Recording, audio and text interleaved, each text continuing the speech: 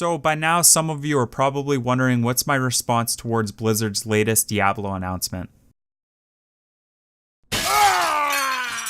Flawless victory. Fatality. When I first heard about the announcement, I truly was in shock. When I originally wrote this idea, I was going to create a reaction video just like everyone else. The plan was to boast about how they could possibly give us a shitty-ass mobile version of Diablo, when in reality they haven't even solved the other revolving issues with the other two titles. Plus, at this point, I believe players would rather just see a Diablo 4.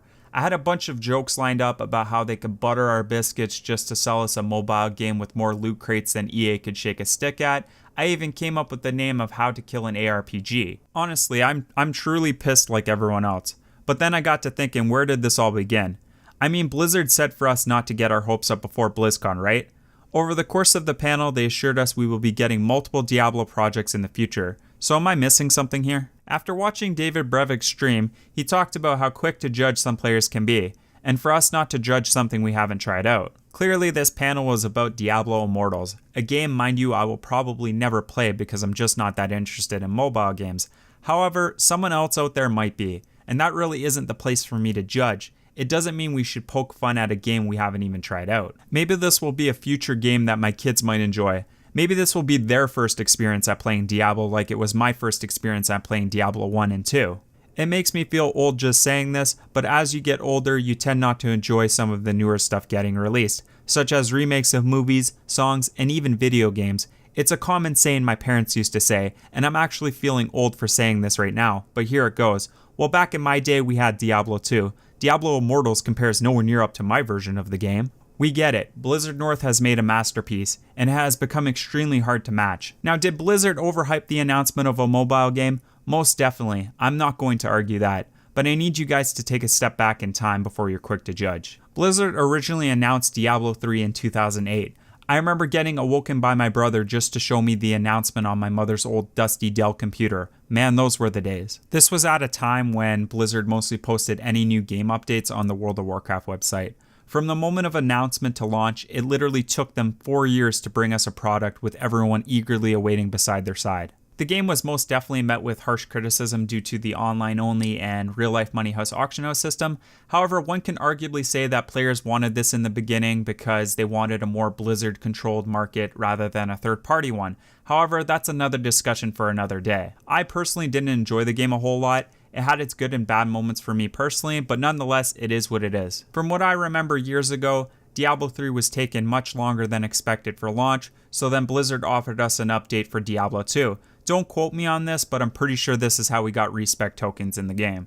Now, do I have future plans at trying out the re-release version of Diablo 3 for the Nintendo Switch? Most likely in the future when the price comes down quite a bit. I don't really see myself right now investing in two versions of the same game. Alright, let's get back on the topic.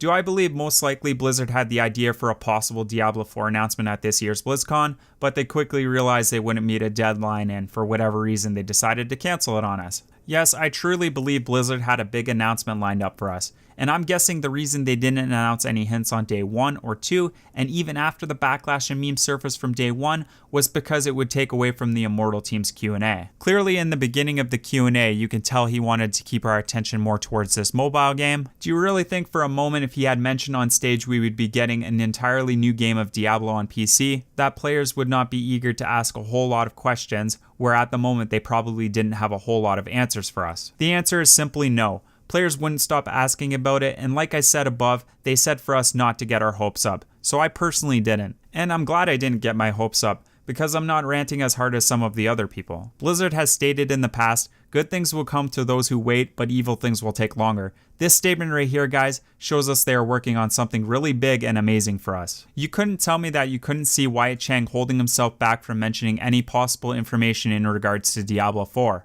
When he came out to answer questions for the Q&A for Diablo Immortals, he stepped onto stage and again assured us the most iconic lines in Blizzard's history: we will be getting multiple Diablo projects. I truly believe the reason Blizzard didn't make any major Diablo announcements was because they didn't want a repeat of their past mistakes of Diablo 3 by giving us an extremely long wait period between Diablo 4. And this time around, they just wanted to make sure they got things right. And by doing so, they ended up creating another major disappointment problem for the entire community. I know sometimes people can be quick to judge. We should never judge a book by its cover, guys, and I'm sure good things will eventually come to those who wait.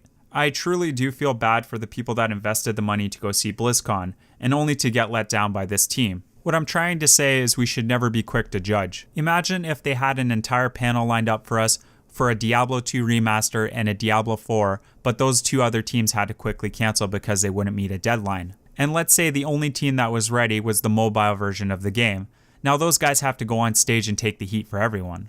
Wyatt Chang probably could have gave us more hints to a possible Diablo 4, but for whatever reason he chose not to. I'm guessing this has a lot to do with questions about the game he probably doesn't know the answers to. Another reason why I think they never gave us any major announcements has a lot to do with release dates. Blizzard most definitely knows from the moment of announcement the clock starts. I know some of my opinions about BlizzCon is going to be controversial compared to other people's. I tend to weigh out both sides, and in this case, Blizzard is most definitely wrong when it comes down to the overhype of the announcements. I think they could have gave us just a little bit more, and I think a lot of players would have been more satisfied then, but they chose not to. Anyways, YouTube, I'm going to end the video on a positive note.